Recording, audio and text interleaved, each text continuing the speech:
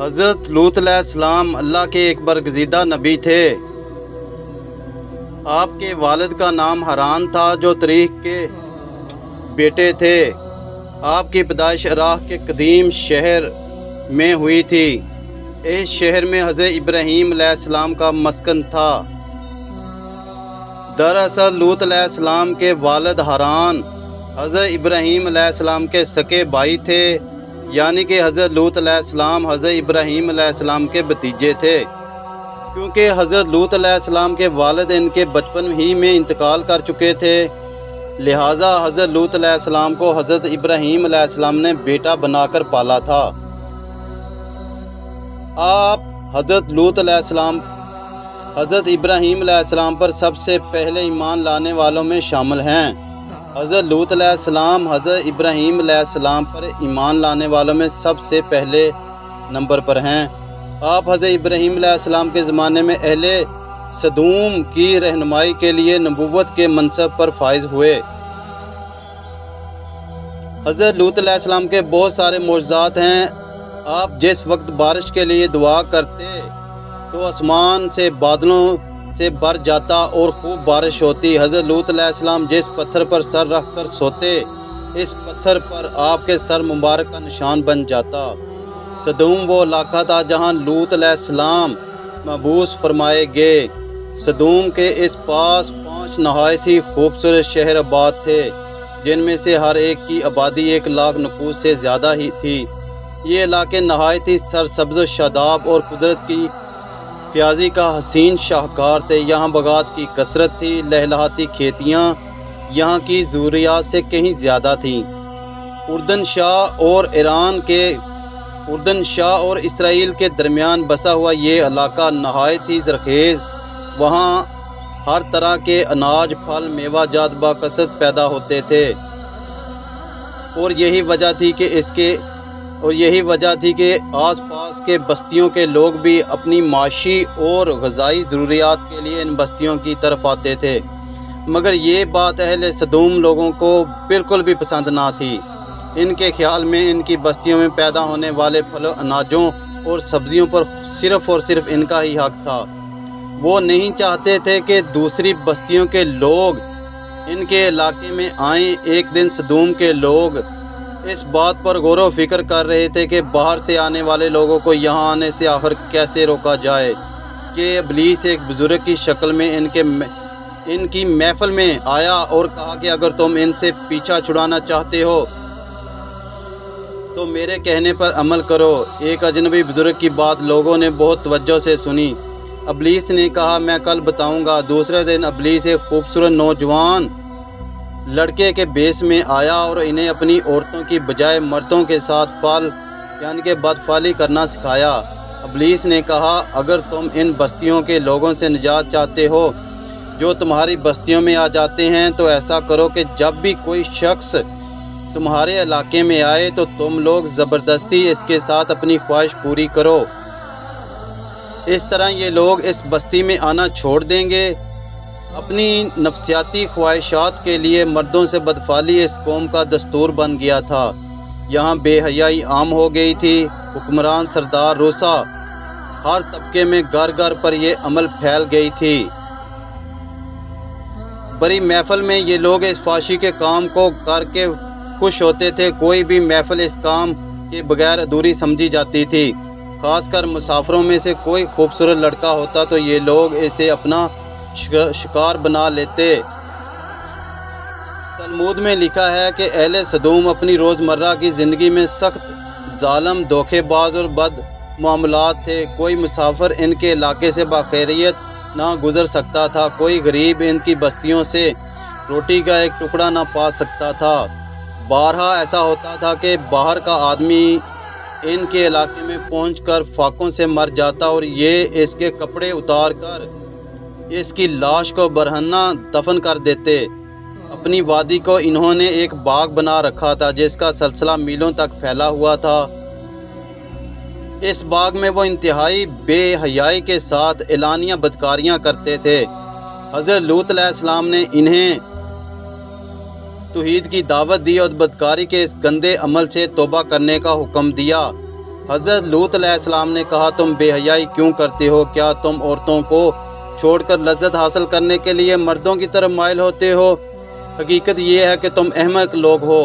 حضرت لوط علیہ السلام اہل سدوم کو دن رات نصیحت کیا کرتے کہ لیکن قوم پر اس کا کوئی اثر نہ ہوا، بلکہ وہ بہت فکریہ انداز میں یہ کام کرتے تھے۔ انہیں حضرت لوط علیہ السلام کا سمجھانا بھی برا لگتا تھا، لہٰذا انہوں نے صاف صاف کہہ دیا کہ اگر تم ہمیں اس طرح برا کہتے رہے اور ہمارے کاموں میں مداخلت کرتے رہے تو ہم تمہیں اپنے شہر سے نکال دیں گے۔ حضرت لوط علیہ السلام نے نصیحت اور تبلیغ کا سلسلہ جاری رکھا، لہٰذا ایک دن اہل سدوم نے خود ہی عذاب الہی کا مطالبہ کر دیا۔ اللہ تعالیٰ نے اب تک ان کے اس بدترین فحاشی اور بدکاری کے باوجود ڈیل دے رکھی تھی، لیکن جب انہوں نے حضرت لوط علیہ السلام سے ایک دن کہا اگر تم سچے ہو تو ہم پر عذاب لے آؤ، لہٰذا ان پر عذاب الہی کا فیصلہ ہو گیا۔ اللہ تعالیٰ نے اپنے خاص فرشتوں کو دنیا کی طرف روانہ کر دیا۔ یہ فرشتے دراصل حضرت جبرائیل امین علیہ السلام، حضرت میکائیل علیہ السلام اور حضرت اسرافیل علیہ السلام تھے۔ پھر یہ فرشتے حضرت لوط علیہ السلام کے گھر تشریف لے آئے۔ حضرت لوط علیہ السلام نے جب ان خوبصورت نوعمر لڑکوں کو دیکھا تو سخت گھبراہٹ اور پریشانی میں مبتلا ہو گئے۔ انہیں یہ خطرہ محسوس ہوا کہ اگر ان کی قوم کے لوگوں نے انہیں دیکھ لیا نہ تو جانے وہ ان کے ساتھ کیا کریں گے۔ حضرت لوط علیہ السلام کی بیوی کا نام وائلہ تھا، اس نے آپ پر ایمان نہ لایا تھا اور وہ اصل میں منافقہ تھی، وہ کافروں کے ساتھ تھی، لہذا اس نے جا کر اہل سدوم کو یہ خبر دے دی کہ لوط کے گھر نوجوان لڑکے مہمان ٹھہرے ہوئے ہیں۔ یہ سن کر بستی والے دوڑتے ہوئے حضرت لوط علیہ السلام کے گھر پہنچے۔ حضرت لوط علیہ السلام نے کہا اے قوم، یہ جو میری قوم کی لڑکیاں ہیں یہ تمہارے لیے جائز اور پاک ہیں، اللہ سے ڈرو اور مجھے میرے مہمانوں کے سامنے رسوا نہ کرو۔ کیا تم میں سے کوئی بھی شائستہ آدمی نہیں ہے؟ حضرت لوط علیہ السلام کی بات سن کر وہ لوگ بولے تم بخوبی واقف ہو کہ ہمیں تمہاری بیٹیوں سے کوئی حاجت نہیں ہے اور جو ہماری اصل چاہت ہے اس سے تم بخوبی واقف ہو۔ حضرت لوط علیہ السلام کے اس بے شرمانہ جواب سے اندازہ لگایا جا سکتا ہے حضرت لوط علیہ السلام کی قوم کے اس بے شرمانہ جواب سے اندازہ لگایا جا سکتا ہے کہ وہ فعل بد میں کس حد تک مبتلا ہو چکے تھے۔ جب حضرت لوط علیہ السلام کی قوم ان کے گھر کی طرف دوڑی ہوئی آئی تو حضرت لوط علیہ السلام نے گھر کے دروازے بند کر دیے اور ان نوجوانوں کو ایک کمرے میں چھپا دیا۔ ان بدکار لوگوں نے آپ کے گھر کا گھراؤ کیا ہوا تھا اور ان میں سے کچھ گھر کے دیوار پر بھی چڑھنے کی کوشش کر رہے تھے۔ حضرت لوط علیہ السلام اپنے مہمانوں کو عزت کے خیال سے بہت زیادہ گھبرائے ہوئے تھے۔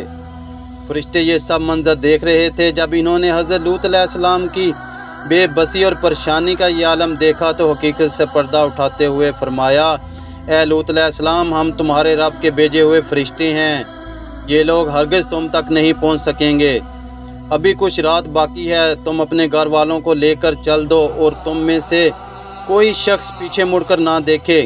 اہل سدوم حضرت لوط علیہ السلام کے گھر کا دروازہ توڑنے پر بازید تھے، لہٰذا حضرت جبرائیل امین علیہ السلام نے گھر سے باہر نکل کر اپنے پر کا ایک کونا انہیں مارا، جس سے ان سب کی آنکھوں کے ڈیلے باہر نکل آئے اور بصارت ضائع ہو گئی۔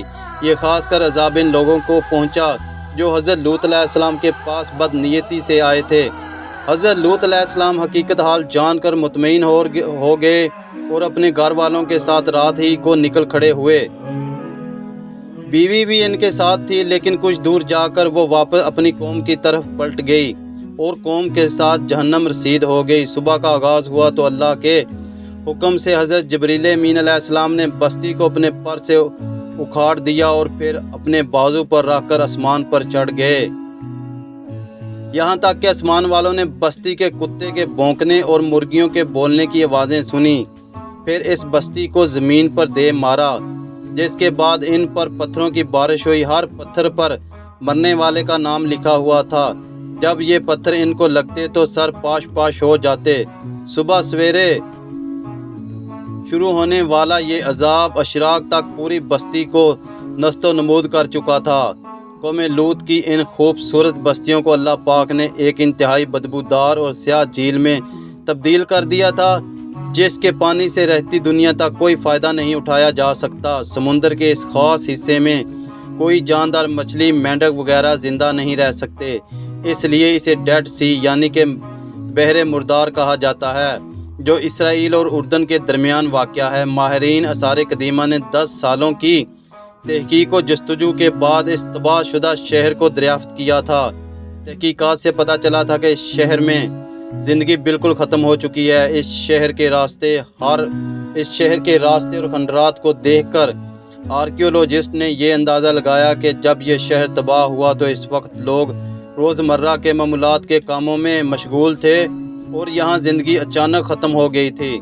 اہل صدوم جنہیں پتھر بنا دیا گیا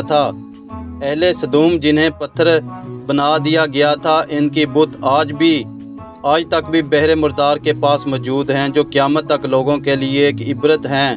آج یورپی ممالک میں انسانی آزادی کے نام پر اس بدکاری کی اجازت دی جاتی ہے اور اس فحش عمل کو فخر سمجھا جاتا ہے، مگر حقیقت یہ ہے کہ ہم جنس پرستی بالکل فطرت کے خلاف ہے، جیسے انسانی معاشرہ تباہ و برباد ہو جاتا ہے، اور اس فحاشی کے کام کو سر انجام دینے والے اللہ کے عذاب کے مستحق ہیں۔ اللہ پاک ہم سب کو بحفاظت و خیریت اچھے اور نیک کام کرنے کے توفیق دے، آمین ثم آمین۔